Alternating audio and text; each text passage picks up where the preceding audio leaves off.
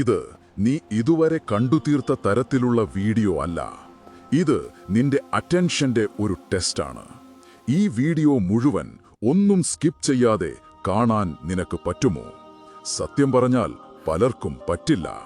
കാരണം നിന്റെ ബ്രെയിൻ ഇപ്പോൾ ഒരു കാര്യം മാത്രം പഠിച്ചിരിക്കുന്നു: സ്ക്രോൾ ചെയ്യാൻ, സ്റ്റേ ചെയ്യാൻ അല്ല. ഇപ്പോൾ തന്നെ ശ്രദ്ധിക്കൂ. ഈ വീഡിയോ സ്കിപ്പ് ചെയ്യണമെന്ന് തോന്നുന്നുണ്ടോ? അതുതന്നെയാണ് പ്രശ്നം. നീ കൺട്രോളിലില്ല. നിന്റെ അറ്റൻഷനെ നിയന്ത്രിക്കുന്നത് നീയല്ല, നിന്റെ ഫോണാണ്. റീൽസ്, ഷോർട്സ്, തീരാത്ത സ്ക്രോളിംഗ് ഇതൊക്കെ വെറും ടൈം പാസ് അല്ല. ഇവ നിന്നെ അഡിക്ഷനിലേക്ക് വലിച്ചിടുകയാണ്.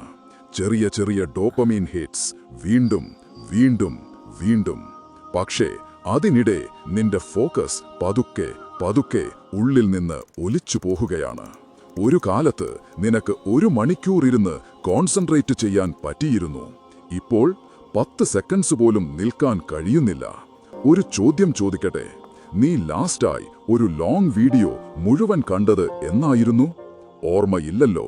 ഇത് നോർമലാണ് എന്ന് നീ കരുതരുത്. ഇത് ഡിജിറ്റൽ ഡാമേജ് ആണ്. ഓരോ സ്ക്രോളിനും നിന്റെ ബ്രെയിനിന് ഒരു റിവാർഡ് കിട്ടുന്നു. അതുകൊണ്ടാണ് അല്പം നേരം ഇരുന്ന് ചെയ്യേണ്ട ഏത് കാര്യവും നിനക്ക് ബോറിംഗ് ആയി തോന്നുന്നത്. ബുക്ക് വായിക്കുന്നത് ബോറിംഗ്, പഠിക്കുന്നത് ബോറിംഗ്, ഹാർഡ് വർക്ക് ചെയ്യുന്നത് ബോറിംഗ്. പക്ഷേ സ്ക്രോളിംഗ്, അത് ഈസി, അത് കംഫർട്ടബിൾ.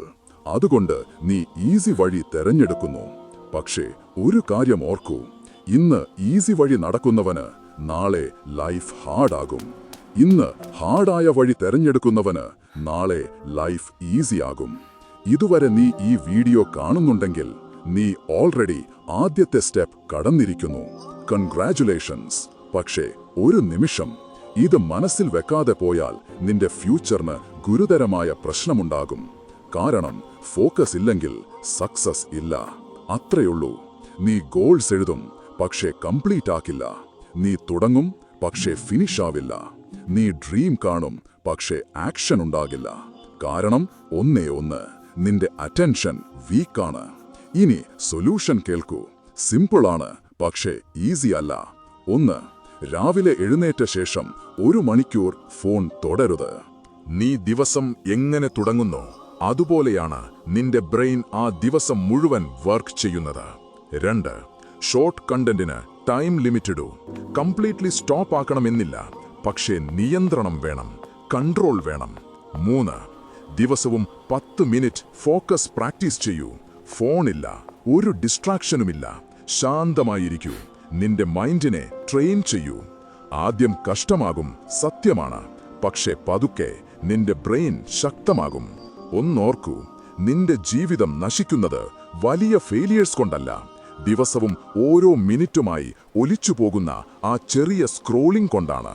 ഇനിയൊരു സത്യം, നീ ഇതുവരെ കണ്ടു എന്നുണ്ടെങ്കിൽ നിനക്ക് ഇനിയും ഹോപ്പുണ്ട്. പക്ഷേ നീ ഈ വീഡിയോ കണ്ടു കഴിഞ്ഞാൽ നീ അതേ സൈക്കിളിലേക്ക് തന്നെ തിരിച്ചു പോകും. Scroll, dopamine, distraction, repeat.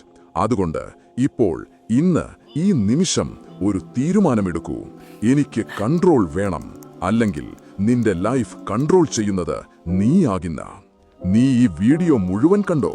അതോ ഹാഫ് വേയിൽ മൈൻഡ് കൺട്രോൾ പോയോ?